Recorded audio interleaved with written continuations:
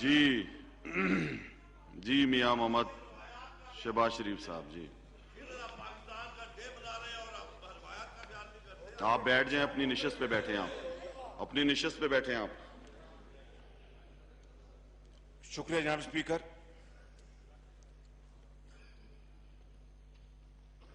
हम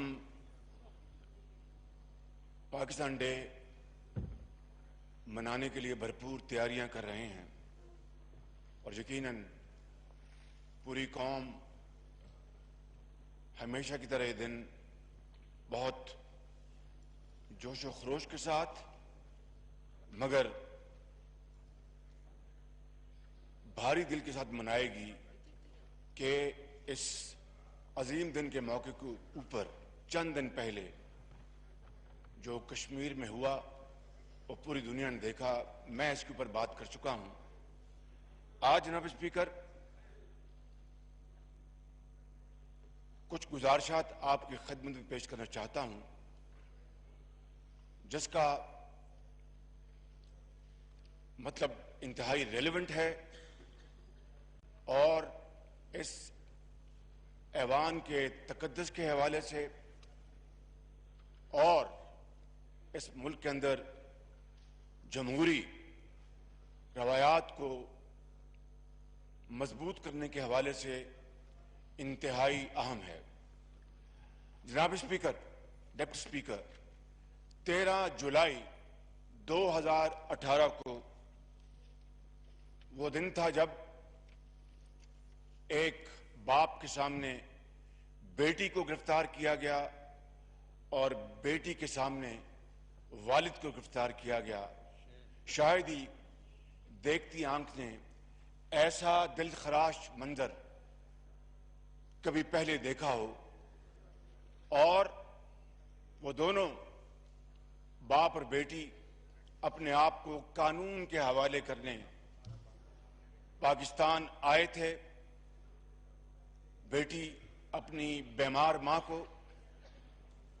और वालिद अपनी बीमार बीवी को लंदन के अस्पताल में छोड़ के आए थे और कल उसकी दोबारा तारीख एक बदतर तरीके से दोहराई गई। कल कोट लखपत जेल में मैं अपने भाई, अपने इस मुल्क के 3 मरतबा इलेक्टेड वजीर आजम को मिलने गया तो मुझे, जो कि मेरी इजाजत थी, मुझे बाहर खड़ा कर दिया गया और अंदर कम से कम आधा घंटा अंदर नहीं जाने दिया गया। फिर पता चला कि नैब का एक पूरा जत्था आया हुआ है और वो अंदर मेरी भतीजी, कौम की बेटी मरियम नवाज को और मेरे भतीजे यूसुफ अब्बास को वो गिरफ्तार करने आए हैं और इसलिए मुझे उन्होंने बाहर रोक दिया। जनाब डिप्टी स्पीकर, एक मरतबा फिर ये कौम की बेटी मरियम नवाज अपने वालिद के सामने और चचा के सामने उसको गिरफ्तार किया गया। क्या नैब वहां राय बन जाके गिरफ्तार नहीं कर सकता था या रास्ते में रोककर अपने साथ दोनों को नहीं ले जा सकता था? सब कुछ पॉसिबल था, सब कुछ पॉसिबल था, लेकिन इमरान खान नियाजी और उनकी हुकूमत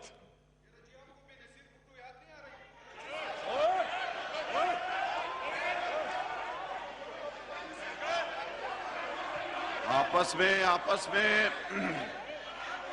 मेरी तमाम अरकान से गुजारिश है कि अपनी अपनी निशस्त पे बैठें और नारेबाजी ना करें। आपस में नारेबाजी ना करें, आपस में नारेबाजी ना करें। मेरी तमाम अरकान से गुजारिश है कि आपस में नारेबाजी ना करें।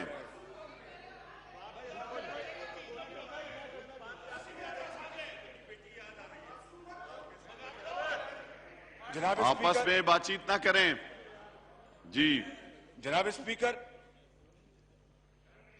पूरी कौम जानती है कि नवाज शरीफ पहली मर्तबा गिरफ्तार नहीं हुए और पूरी कौम जानती है कि मरियम नवाज पहली मर्तबा गिरफ्तार नहीं हुई। और मैं इस आपके तवज्जुह से इस ऐवान की खिदमत में अर्ज करना चाहता हूं कि यूसुफ अब्बास शरीफ मेरा भतीजा वो भी पहली मर्तबा गिरफ्तार नहीं हुआ। मुशर्रफ के जमाने में जब वो कम उम्री में गुजर रहा था उसको गिरफ्तार किया गया मुशर्रफ डिक्टेटर के जमाने में। लिहाजा ये चीरा दस्तियां, ये जुल्म सितम जनाब स्पीकर पहली मर्तबा नहीं हो रहा। हमारी कई दफा हम इस रास्ते से गुजरे हैं। मेरी उम्र गुजर गई ऐसे हादसों का मुकाबला करते हुए, और अब तो सर में चांदी आ गई जनाब स्पीकर।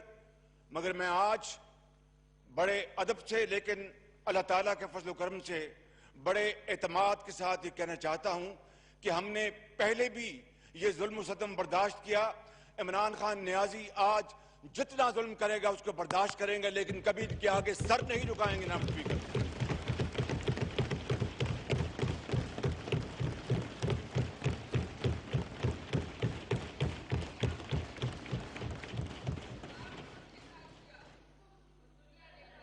मैं उस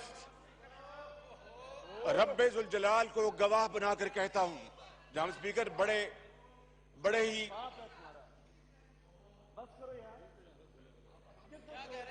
बड़ी इंकिसारी के साथ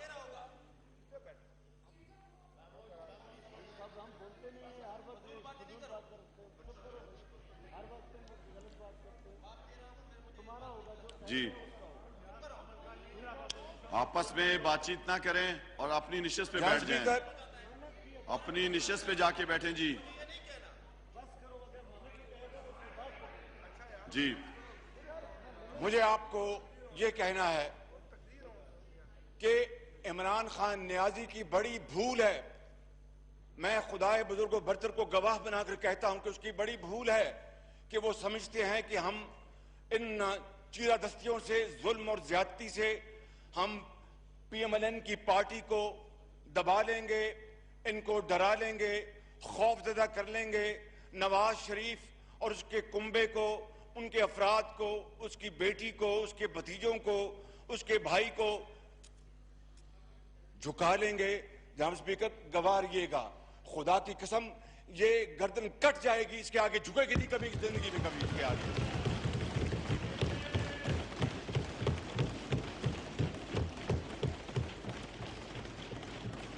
अभी चंद दिन पहले आप भी यहां तशरीफ फरमा थे, आप भी गवाह हैं कि जो मोदी सरकार ने कश्मीर में जो एक बदतरीन जो कदम उठाया है और कश्मीरियों का जीना दूभर कर दिया है, कश्मीर के ऊपर गाजबाना कब्जा कर लिया है। पीटीआई या सिलेक्टेड वजीर आजम ने तो कोई एफर्ट नहीं की, पूरी ऑपोजिशन ने, हमने खुद फैसला किया कि ये बात पीटीआई की नहीं है, ये बात एक फर्द वाहिद की नहीं है, ये बात पाकिस्तान की है, ये बात कश्मीर की है, ये बात आजादी की है, ये बात जंग आजादी की है, ये बात पाकिस्तान बनने की है। हम मिलकर इंशाअल्लाह हम कश्मीरी भाइयों का मिलकर एक आवाज से हम बात करेंगे और पूरी दुनिया को बताएंगे। लेकिन इन्होंने इस ऑपोजिशन की बनाई हुई कौमी यकजहती की इस फजा को अपने इंतकाम की भेंट चढ़ा दिया। और 24 घंटे नहीं गुजरे जनाब स्पीकर, 24 घंटे नहीं गुजरे कि जिस सफाकी के साथ ये गिरफ्तारियां की गई, मरियम नवाज साहिबा नैब में बाकायदा अपेयर होती रही, सवालनामे मिले, उसके जवाब दिया, फिर जवाब चाहिए था, उसके लिए जनाब स्पीकर उन्होंने टाइम मांगा कि मैं आज अपने वालिद को जेल में मिलने जा रही हूं, तो मुझे आज आप ना बुलाएं, अगर बुलाना है तो 3 बजे बुला लें ताकि मैं फारिग होकर मैं वहां पर पहुंच। सवाल ये पैदा होता है कि नैब एक दिन इंतजार नहीं कर सकता था? जनाब स्पीकर, मैं आपको बिल्कुल बिला खौफ तरदीद कहता हूं कि ये एक मरतबा फिर ये गिरफ्तारी, मेरे भतीजे की गिरफ्तारी, शाहिद खकान अब्बासी की गिरफ्तारी, ख्वाजा साद रफीक की गिरफ्तारी, ख्वाजा सलमान रफीक की गिरफ्तारी, मियां नौमान की गिरफ्तारी, राना सनाउल्लाह की गिरफ्तारी, हमजा शहबाज शरीफ की गिरफ्तारी, ये फिर साबित हो गया कि नैब और पीटीआई आपस में इनका गठजोड़ है और ये ऑपोजिशन को दीवार से लगाना चाहते हैं। हम इनको दीवार से लगा देंगे, बिल्कुल पीछे नहीं हटेंगे हम, बिल्कुल। इनका क्या कसूर है? नवाज शरीफ का क्या कसूर है? ये कसूर है कि उन्होंने पाकिस्तान को अंधेरों से निकाला। नवाज शरीफ का क्या कसूर है? जनाब स्पीकर, ये कसूर है कि सीपैक लाकर पाकिस्तान की तरक्की और खुशहाली के लिए एक बहुत बड़ा तारीखी कदम उठाया। ये कसूर है कि उन्होंने क्लिंटन की $5 अरब की उस तरगीब को ठुकराया और कहा कि नहीं मिस्टर क्लिंटन, मिस्टर प्रेसिडेंट, मैं $5 अरब मुझे नहीं चाहिए, मुझे अपने वतन का वकार चाहिए, इज्जत चाहिए। और आज हिंदुस्तान इसलिए आज पाकिस्तान के ऊपर मैली आंख से नहीं देख सकता। ये जनाब स्पीकर, ये है वो हमारी गलतियां, हमारी कसूर। शाहिद खकान अब्बासी का क्या कसूर है कि उसने जो गैस नामुमकिनात में से वो LNG गैस की पाइपलाइन जो कराची से लेकर और पूरे मैदानों से और पहाड़ों से गुजार कर पूरे पाकिस्तान को मुहैया की और गैस की कीमतें नहीं बढ़ने दी। नवाज शरीफ का यह कसूर है कि उसने इस मुल्क के अंदर लोगों को रोजगार दिलवाया और क्लाशनकोफ और ये मंशियात के बदले में लोगों को लैपटॉप दिए, इस मुल्क में लाखों रोजगार दिए। ये जनाब स्पीकर, ये कसूर है। मैं अगर यहां पर चाहूं तो इस मौके के ऊपर मैं आपको बाय फैक्ट्स गिनवा सकता हूं कि मुस्लिम लीग नून की हुकूमत के दौर में खुदा की कसम इस मुल्क के कई 100 अरब रुपए बचाए गए। ये रात दिन रात झूठ, चोर और लुटेरों की बात करते हैं। लुटेरे और चोर और डाकू जहां पर हैं उनको जाके ये पकड़े और कौम को बताएं कि किस तरह BRT पेशावर में 100 अरब रुपए का डाका पड़ा है, 100 अरब रुपए का।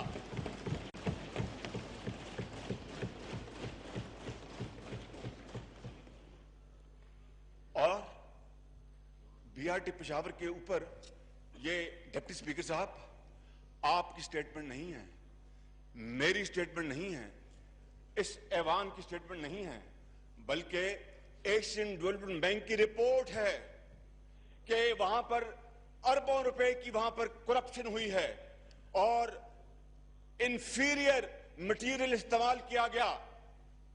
और ऑडिटर जनरल पाकिस्तान की रिपोर्ट है जो गवर्नर KPK को मिल चुकी, लेकिन उसके ऊपर कोई हिलजुल इसलिए नहीं है कि जनाब ये PTI और नैब का गठजोड़ है। वहां पर सबूत, रंगे हाथों सबूत के साथ पकड़े गए, कोई पूछने वाला नहीं। जनाब स्पीकर, मैं यहां पर ये तकरीर इसलिए नहीं कर रहा कि मेरी भतीजी कौम की बेटी मरीम नवाज और मेरा भतीजा गिरफ्तार हुआ है। मैं इसलिए यहां पर खड़ा हूं कि अगर यही वतीरा रहा, ये सिर्फ तवज्जो हटाने के लिए है इनकी कश्मीर में जो इनकी फेल्ड पॉलिसी है, ये तवज्जो हटाने के लिए है।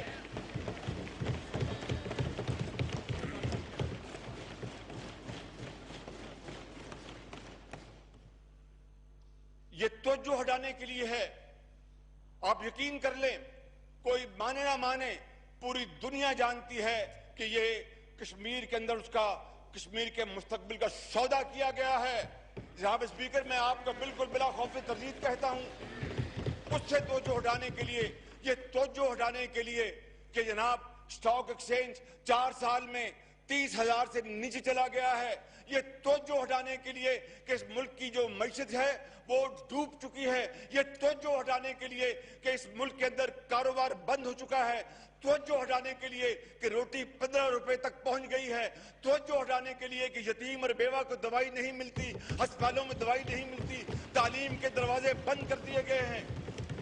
जहां पे डिप्टी स्पीकर, ये उस तरफ ये तवज्जो हटाने के लिए सारे इकदाम किए जा रहे हैं।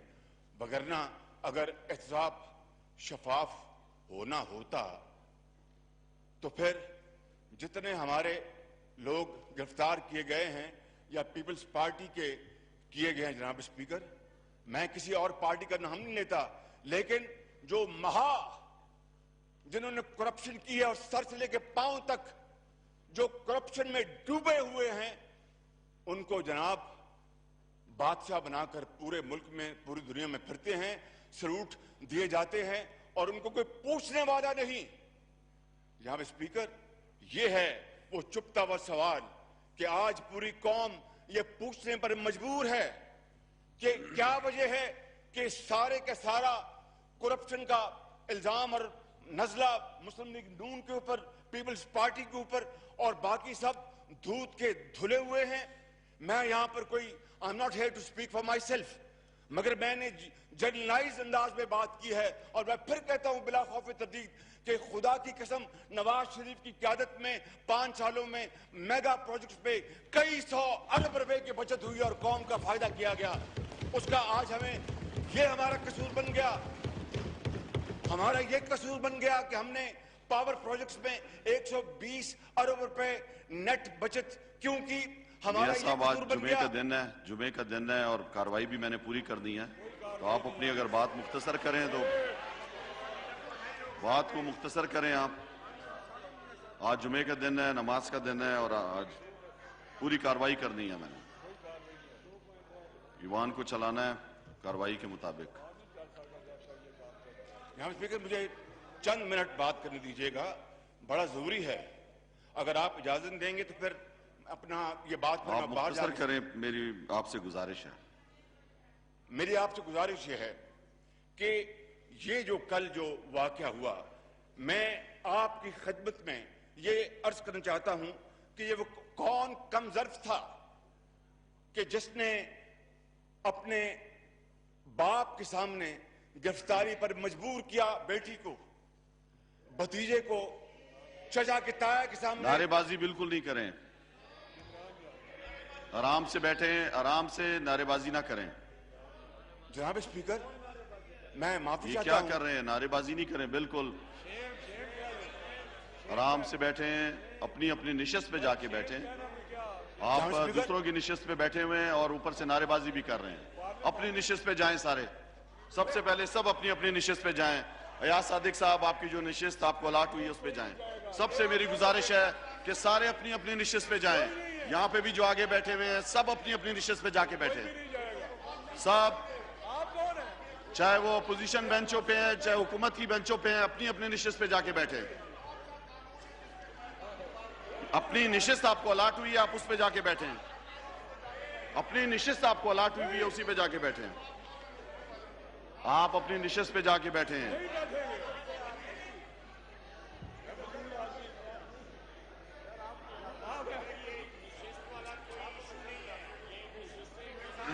अपनी निशस्त पे जाके बैठे जी।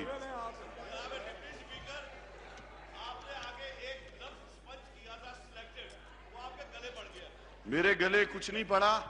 ये जो है ये यहां पर इस ईवान का जो वजीर आजम है वो मुंतखब है और मुंतखब वजीर आजम है।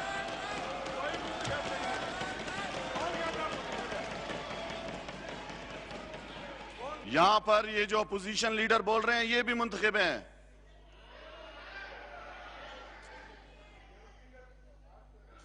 जी, मैं आपसे गुजारिश कर रहा था कि बीआरटी की मैंने बात कर ली पेशावर की, और पेशावर के लोग हाथ उठा उठा के बद्दुआएं दे रहे हैं।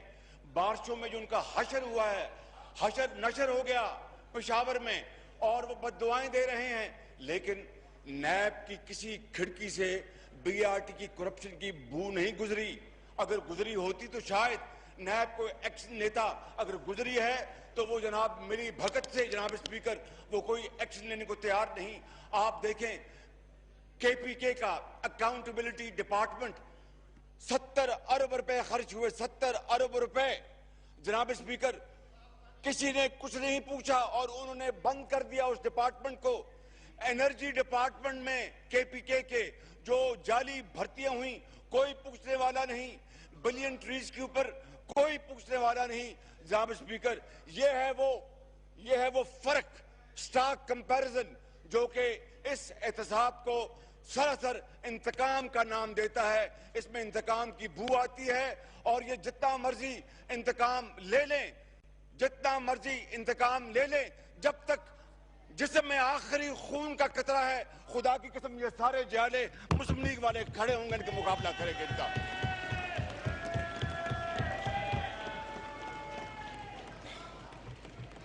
जहां स्पीकर, मैंने नवाज शरीफ का कसूर बता दिया आपको, मैंने शाहिद खकान अब्बासी का कसूर गिनवा दिया आपको, मैंने मरियम नवाज का कसूर गिनवा दिया आपको कि वो अवाम के लिए, बाप के लिए और पाकिस्तान के लिए, जमहूर के लिए निकली और वो कश्मीर के लिए निकली और उस निहत्ती बच्ची को किस तरह इमरान खान न्याजी और नैब ने कल जाकर जेल में उनको, और अभी जनाब स्पीकर अभी खबर मिली है, जनाब स्पीकर तवज्जो फरमाएं, अभी खबर मिली है कि राना सनाउल्लाह के दामाद को गिरफ्तार कर लिया है।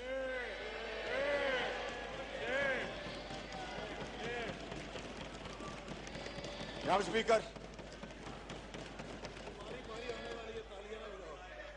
स्पीकर,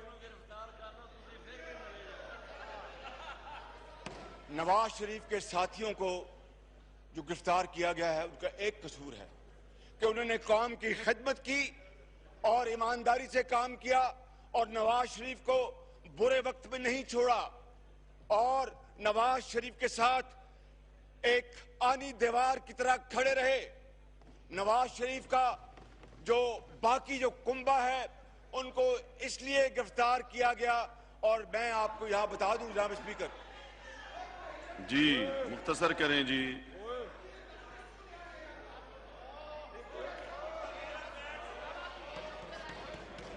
जी जनाब स्पीकर,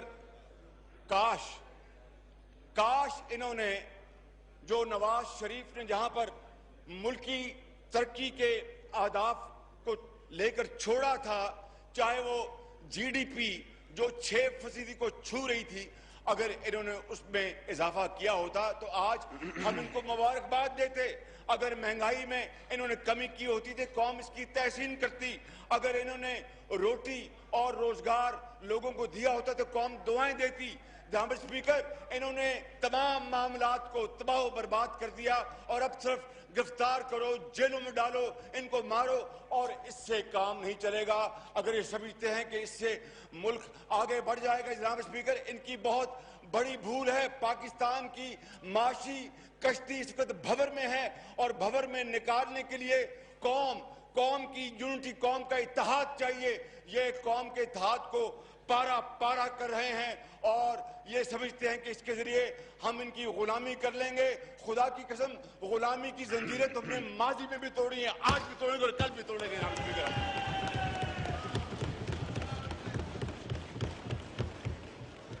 मैं जनाब स्पीकर, आखिर में, आप मुझे बार बार घूर के देख रहे हैं, मैं आखिर में आपको ये कहना चाहता हूं कि हम पाकिस्तान की तरफ उठने वाले वो तमाम हाथ, चाहे वो मोदी हो या कोई और हो, पूरी कौम उन हाथों को तोड़ डालेगी। पाकिस्तानी कौम, जनाब स्पीकर, कश्मीर से लेकर मुआशी तरक्की तक और जौहरी प्रोग्राम को अपने खून से उसका दफा करेगी। जनाब स्पीकर, हमें हर मामले में इन्होंने दीवार से लगा लिया और मजीद लगा लें, लेकिन आखिर में जनाब स्पीकर चीखें इनकी निकलेंगी और इंशाअल्लाह हम अपने मिशन पर कायम और दायम रहेंगे और पाकिस्तान की हिफाजत और पाकिस्तान की तरक्की और खुशहाली के लिए पहले की तरह उससे बढ़कर अपनी जान की बाजी लगाएंगे और पाकिस्तान को अजीम बनाएंगे। पाकिस्तान जिंदाबाद।